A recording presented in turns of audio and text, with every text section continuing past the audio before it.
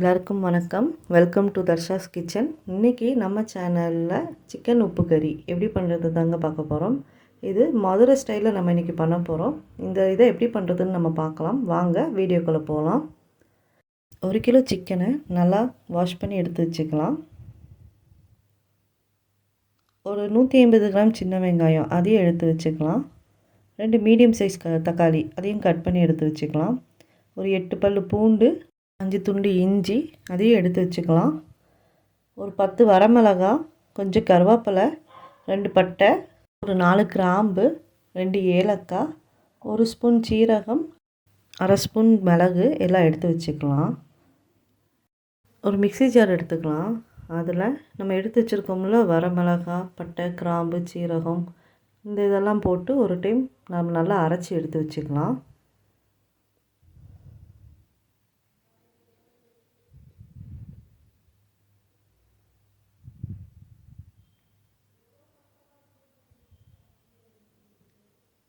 இப்போ நம்ம இதை அரைச்சிட்டு வந்துடலாம்.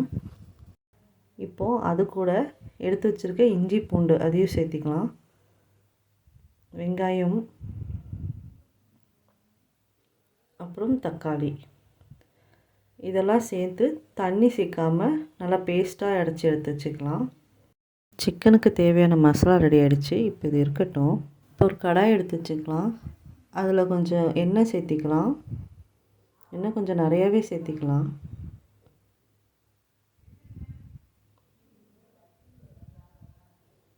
இப்போது இந்த எண்ணெய் சூடான உடனே அதில் 1 ஸ்பூன் அளவு கடுகு அதையும் சேர்த்திக்கலாம்.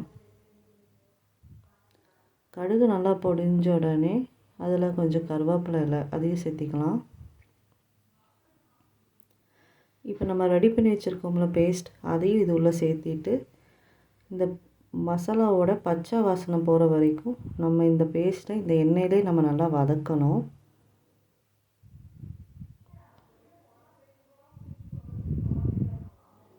இந்த பேஸ்ட் அப்படி எண்ணெயிலே வதக்கிறதுனால நம்மளுக்கு நல்லா டேஸ்ட்டு கொடுக்கும்.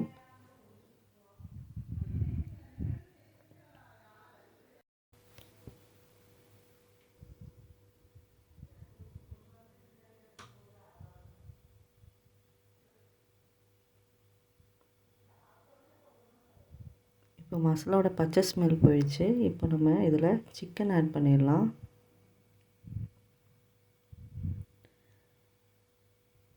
சிக்கன் எல்லாம் ஆட் பண்ணிவிட்டு இந்த மசாலாலே இதெல்லாம் நல்லா பிரட்டி விட்டுக்கலாம்.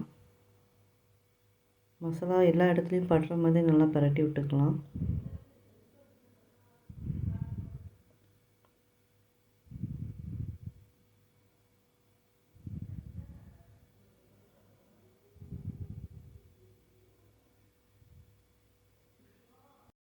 இப்போ சிக்கன் வேகிறதுக்காக ஒரு 1/2 கிளாஸ் தண்ணி அந்த மிக்ஸி ஜார்லேயே ஊற்றி நம்ம அதுக்குள்ளே சேர்த்திக்கலாம்.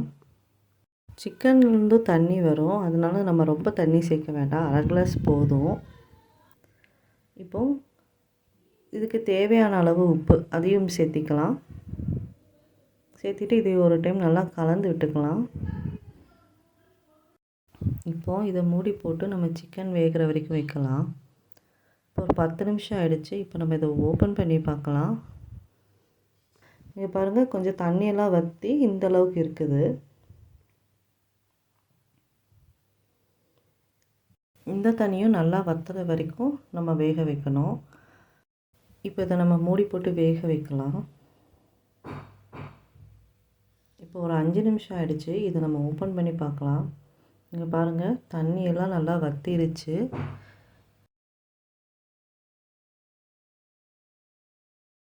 இங்கே பாருங்கள் எவ்வளோ திக்காக இருக்குது. நம்மளோட உப்பு கறி ரொம்ப சூப்பராக ரெடி ஆகிடுச்சு. நம்ம ஊற்றின எண்ணெய்லாம் பிரிஞ்சு வெளியில் வர்றது தெரியுது. நம்ம சாப்பாட்டுக்கும் வச்சு சாப்பிட்டுக்கலாம். இட்லி, தோசை, சப்பாத்தி எல்லாத்துக்கும் வச்சு சாப்பிட்டுக்கலாம். நல்லா டேஸ்ட்டாக இருக்கும். இந்த ரெசிப்பியை நீங்களும் ட்ரை பண்ணி பார்த்துட்டு உங்களோட ஃபீட்பேக்கை கமெண்ட் செக்ஷனில் கொடுங்க.